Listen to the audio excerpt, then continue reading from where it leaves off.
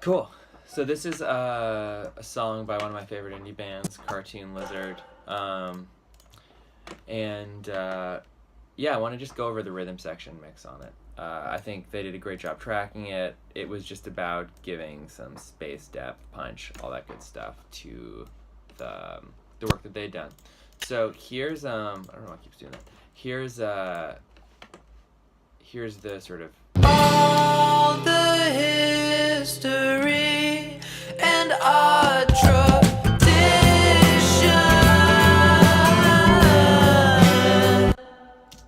So that entrance will give you a sense of the feel, the drums, vocals, all that stuff. So let me take all this stuff off and show you. This isn't their rough. This is just flat with no processing on my original balance, which is sort of close to All the history and our tradition.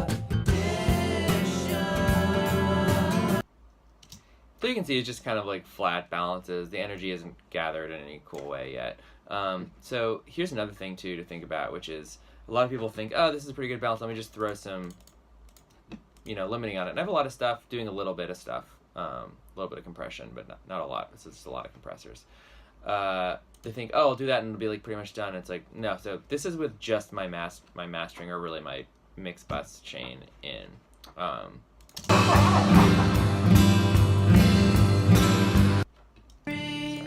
And our tradition.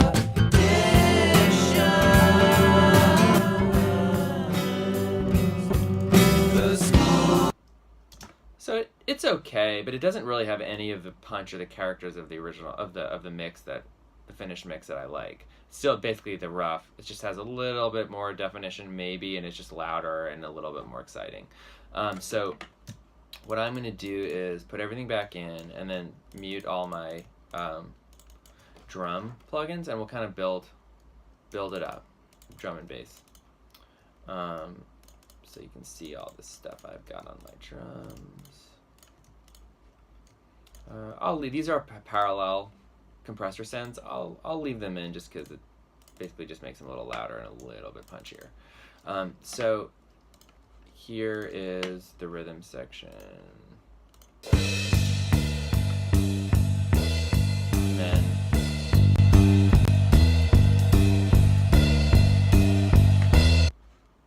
cool.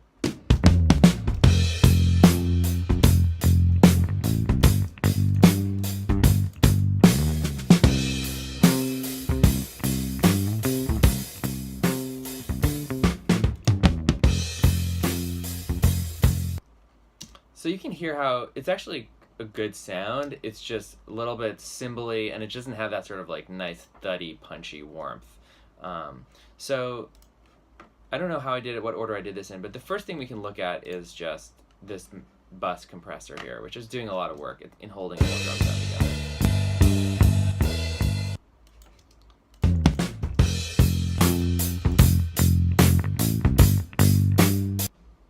So mostly like the kick and the snare, they just get, first of all, closer in volume to the cymbals, which are still loud.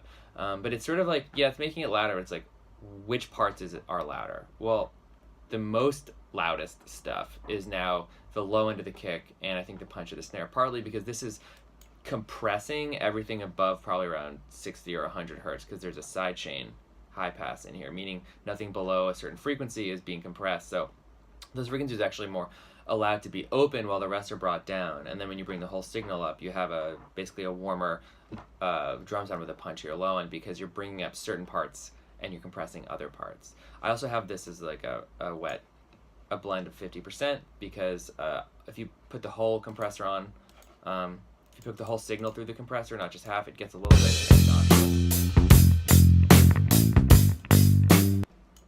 Kind of hear that. I mean, the cymbals are obnoxious to begin with, so we'll deal with those in a second.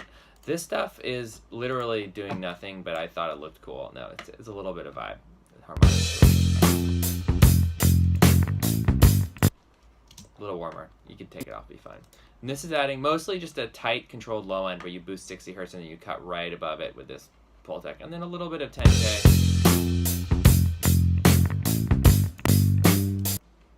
Subtle, again, like none of this stuff is doing tons, but it adds up. So now let's just look at these overhead EQs, because they're obnoxious. So they're just pulling out all that stuff. still leaving it in because it's part of the vibe. You want it to be like a little bit insistent. Who knows, if I did it again today, then maybe I would take out even more. I don't know. Toms look like they're doing really well. I'm just taking out some boxiness. We don't even have to like listen to that because it's not really affecting the sound except in these little spots. Okay, so let's do kick. So sub kick, cool. Compressing it more, adding 100. I'm kind of brute forcing it to work because I could have like probably taken out some of those lows instead of just compressing the whole thing, but maybe I like the kind of like vibe of it in the context of everything else. So this is like the other kick here. Yeah, let's go to this one. Okay, a lot of punch, a lot of energy. I like that, even without my parallel. But it's a little bit obnoxious again. So this one looks like I'm cutting a little bit of the basketball, adding 100 hertz. Ooh, tightening it more. So I probably like some of that clickiness at the top, but this will help with it. This saturation on this lo-fi plugin is cool. It actually softens things. It kind of like distorts it in a way that kind of makes it smoother. So here. Oh, also, by bringing down the sample rate, you're just getting rid of top end. So it's basically like I'm just cutting out top end because I must have not liked that real clickiness. So. Nice. Cool. And then the snare, adding 100. So I'm kind of matching that drum, 100 hertz on the kick drum, which I kind of like sometimes the snare and the kick drum having a similar punch and character. It's some part of their sound. Adding top end, adding a little 220, which is really the body of the snare. And then looks like I'm just taking something out that's a little harsh. And then, ooh, I like that softener again on the snare. So here we go. Let's check it out soloed. And then a little reverb, actually.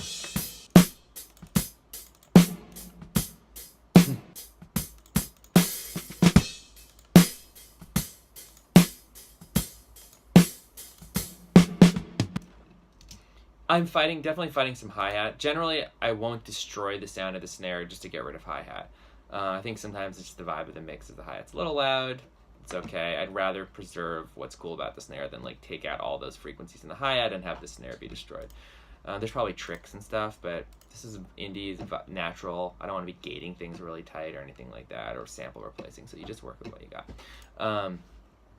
This is cool. I'm using this bottom snare mic probably to actually get kick drum. So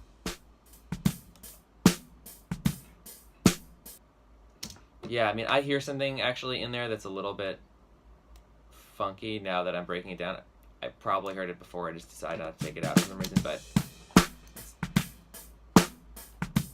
like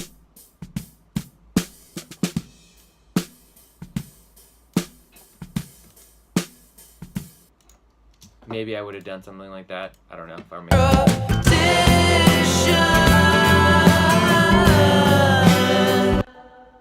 No, actually I like the spikiness of it. Okay, cool. Yeah. That's that.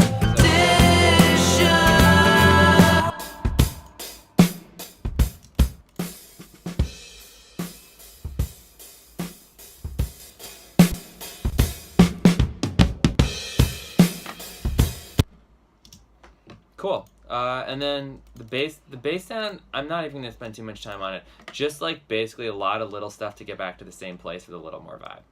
Because I really like the direction of their bass. I didn't have to reinvent it.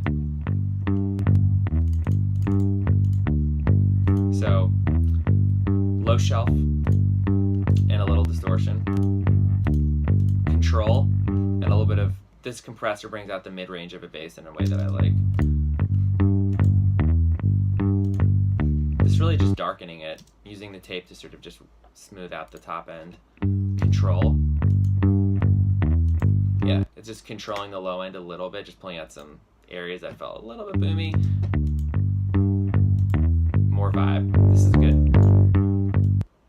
It's a good vibe plugin. Cool. Those are drum sounds. Hopefully